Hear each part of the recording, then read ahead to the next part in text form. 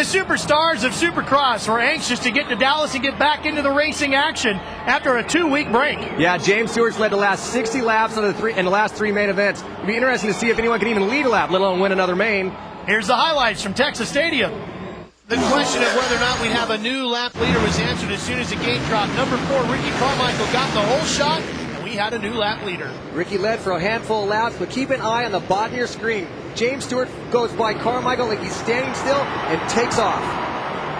Stewart would be back out front, and things would get even worse for Carmichael. Watch the number 4. Carmichael tries some different lines, trying to match Stewart's pace to the whoops. Hooks a right, hooks a left, hits a tough block, and he is down and out. Ricky would remount his bike and re-enter the race, but then things would go bad for Stewart. Stewart overjumps the rhythm section, hooks a right, goes left into the tough blocks, and now he's down. And that put Chad Reed into the lead, and the Australian was on his way to a second win.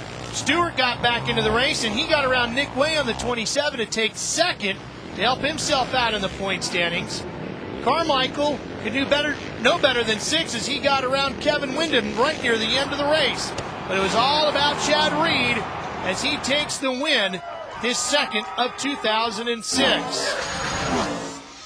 Reed takes the win. Nick Way has a great ride. He finishes third. Once again, a strong performance by the privateer. Stewart is second. Carmichael is 6th. And afterwards, we talked to Chad Reed.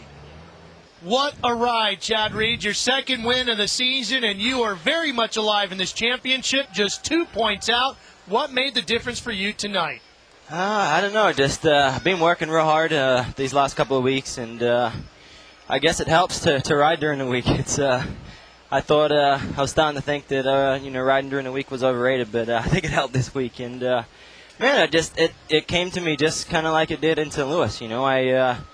I didn't really light the thing on fire, and but I think that the beginning of the race I had their pace, and that was what made me happy tonight. And I had a feeling, I really did. I had a feeling that something was really going to go down. It was a tough track, and I could see Ricky kind of going side to side in the whoops, and I felt like I had consistent lines that I could hit every lap, and man, we got it done.